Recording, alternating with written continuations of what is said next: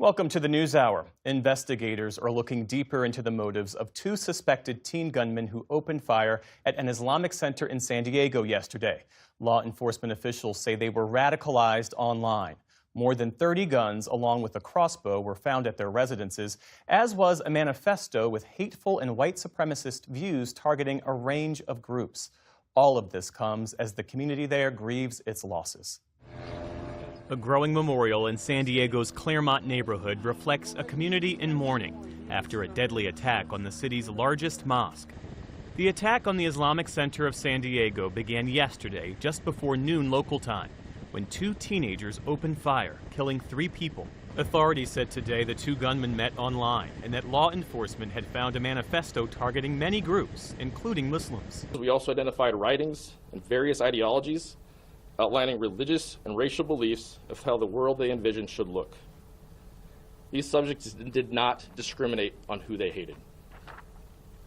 And let me be very clear, to anyone that thinks that they can end the world through violence, they are sorely mistaken. Imam Taha Hassan paid tribute to the 3 victims, Mansour Kaziha, Nadir Awad, and Amin Abdullah. All, he said, were closely tied to the mosque. My community is mourning. My community is keeping our 3 heroes in their prayers. My community is around the 3 families, trying to show support and sympathy. According to police, mosque security guard Amin Abdullah initiated a lockdown before he died in a shootout with the suspects. His actions, without a doubt, delayed, distracted,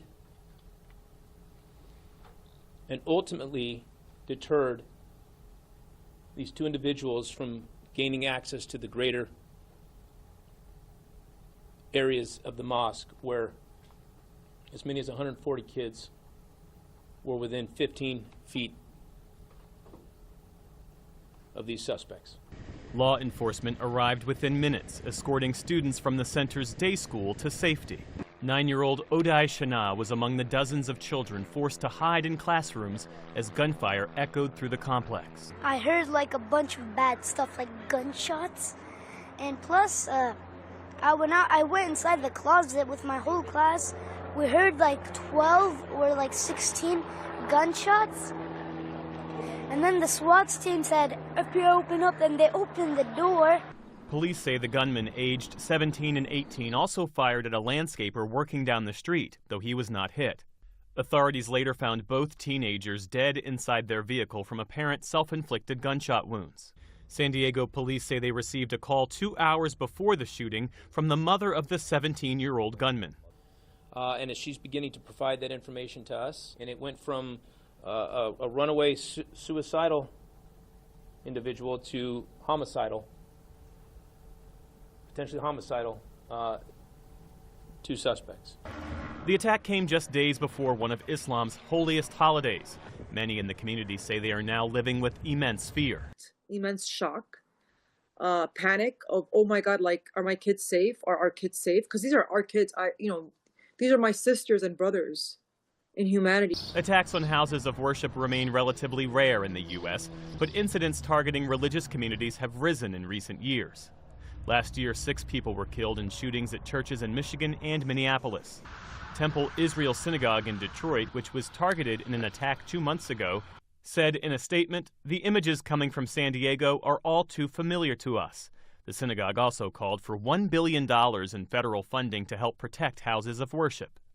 As the community mourns, the San Diego Sheriff's Department says it has increased security around houses of worship across the region. The shooting at San Diego's Islamic Center has understandably sent shockwaves through the Muslim community here in the U.S. For more, we turn now to Edward Ahmed Mitchell, Deputy Director of the Council on American Islamic Relations. Thank you for being with us. Thank you for having me. How has this shooting and the broader rise in anti-Muslim incidents across the country affected Muslim communities psychologically and emotionally? Anti-Muslim bigotry in the United States is completely out of control. We have elected officials, members of Congress, governors, who have in recent months said that American Muslims should be destroyed, that Islam has no place in America, that we should ban the practice of Islam, that mosques are military outposts. Just last week at a congressional hearing, that language was used. And so when you see that sort of anti-Muslim hate, it's no surprise that someone took it very seriously and engaged in a horrific act of violence. So American Muslims sadly are accustomed to this. This mosque had security there for a reason, because we know about the potential threat. Now we feel after this incident, it's time for this to end. It's time for Islamophobia to no longer be the last publicly acceptable form of bigotry in our country. And that starts from the top down. To your point about the level of security, we heard from the imam of the Islamic Center. He said the center had done everything possible to prevent that kind of attack. They applied for DHS grants, they employed armed security, they conducted drills, they had cameras inside and out. What challenges do mosques, houses of worship, face when it comes to protecting themselves in this day and age? Yeah.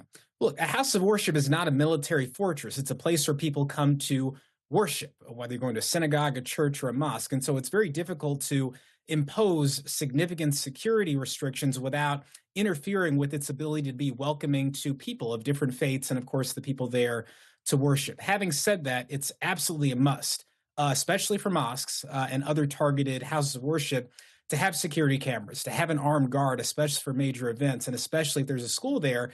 And we saw the benefit of this. Amin Abdullah, the security guard there, saved countless lives by combating these attackers, by engaging in a firefight with them and scaring them away and losing his life in the process. And so I can only imagine what would have happened if you hadn't been there at all.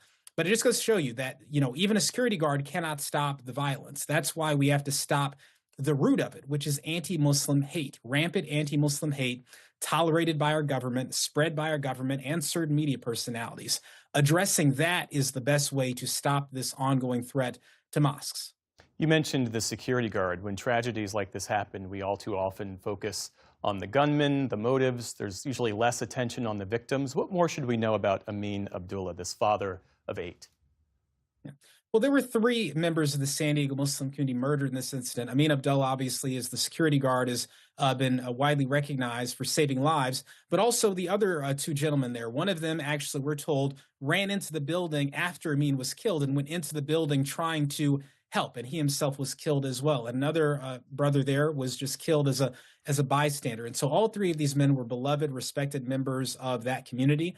The Islamic Center of San Diego is one of the most prominent mosques in California and across the country. And so this attack is horrific, and that's why the community is standing strongly with the families of the victims and doing everything they can to make sure that they are supported in this horrible time, and also to make sure that this doesn't happen to anyone else again in the future, God willing.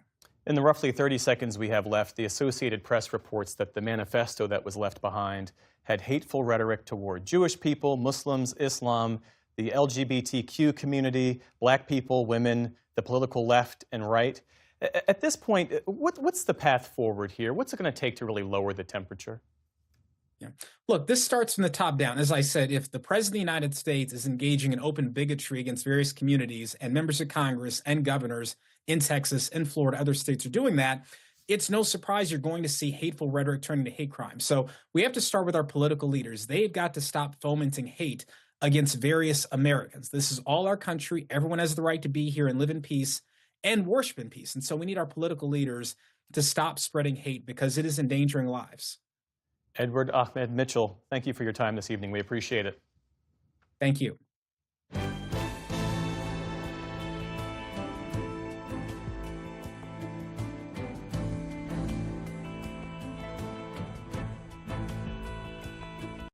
Support journalism you trust. Support PBS News. Donate now, or even better, start a monthly contribution today.